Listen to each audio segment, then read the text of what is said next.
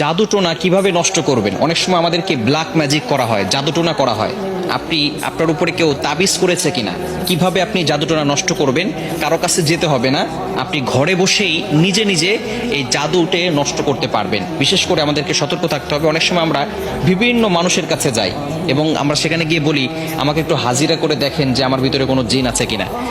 তারা তো ঠিকই, যদি জিন নাও থাকে আপনার উপরে জিন একটা চালান করে দিবে, এরপরে আপনার কাছ থেকে বারবার এই জিনের মাধ্যমে ডিস্টার্ব করিয়ে আপনার কাছ থেকে টাকা খাবে। এজন্য আপনি কারো কাছে যাবেন না, নিজে ঘরে বসেই আপনি আপনার জাদুটোনা দূর করতে পারবেন, জাদুটাকে নষ্ট করে দিতে পারবেন। বর্তমান সমাজে ম্যাক্সিমাম সময় দেখা যাচ্ছে যে আত্মীয় স্বজন, একেবারে কাছের মানুষগুলো আপনাকে জাদুটোনা করে আপনার জীবনটাকে নষ্ট করে ফেলবে। অনেক সময় দেখবেন কিভাবে বুঝবেন? আপনি অনেক সময় অসুস্থ হয়ে পড়ছেন, কিছুই ভালো লাগে না, ঘরে ভালো লাগে না, দোকানে ভালো লাগে না, ব্যবসায়িক প্রতিষ্ঠানে ভালো লাগে না, অথবা ব্যবসায় বারবার লস হয়ে যাচ্ছে, অথবা সংসারে কোনো শান্তি নাই, স্বামী স্ত্রীর ভিতরে ঝগড়া হচ্ছে, অথবা কোনো মেয়ের বিয়ে হচ্ছে না।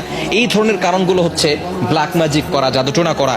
এটা হচ্ছে তার লক্ষণ। জাদুটোনা করেছে কিনা তার লক্ষণ হচ্ছে বারবার অসুস্থ হয়ে যাওয়া, বিভিন্নভাবে আপনি অসুস্থ হয়ে পড়ছেন। মেয়েটার বিয়ে হচ্ছে না, বারবার পাত্র আসে, দেখে সবকিছু ঠিকঠাক থাকে, যেদিন বিয়ে ডেট দিবে তার কিছুদিন আগে বলে বিয়ে করবো না। এরকম অনেকে হয়, অনেকে আমাদের কাছে ফোন দিয়ে বলে।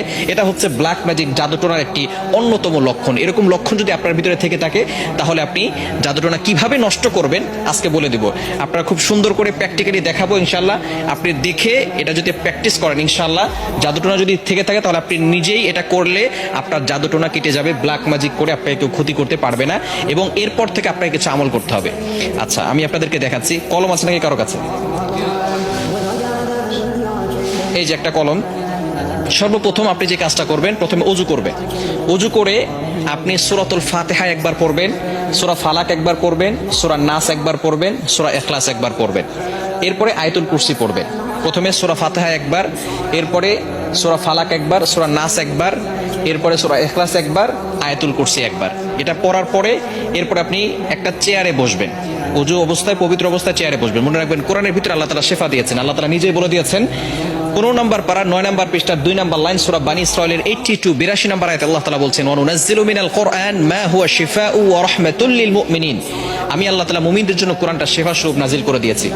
প্রথমে আপনি বসবেন একটা চেয়ারের উপরে, পবিত্র হয়ে, অজু করে পবিত্র হয়ে তারপরে বসবেন। বসার পরে একবার সূরা ফাতিহা পড়বেন, এরপরে আপনি সূরা ইখলাস, সূরা ফালাক, সূরা নাস পড়বেন, এরপর আয়াতুল কুরসি পড়বেন। এরপরে আপনি 7 বার সূরা ফাতিহা পড়তে হবে আউযুবিল্লাহ বিসমিল্লাহ সহকারে। এই যে একটা ছুরি নেবেন ডান হাতে, ডান হাতে, এটা আমি পেন দিয়ে দেখাচ্ছি, আপনি একটা ছুরি নেবেন। ডান হাতে একটা ছুরি নিয়ে আপনি মাথার উপরে রাখবেন, এভাবে রেখে আউযুবিল্লাহ বিসমিল্লাহ সহকারে সূরা ফাতিহা পড়বেন। পড়ে আপনি ছুরিতে ফু দিবেন। ছুরিতে ফু দেওয়ার পরে এরপরে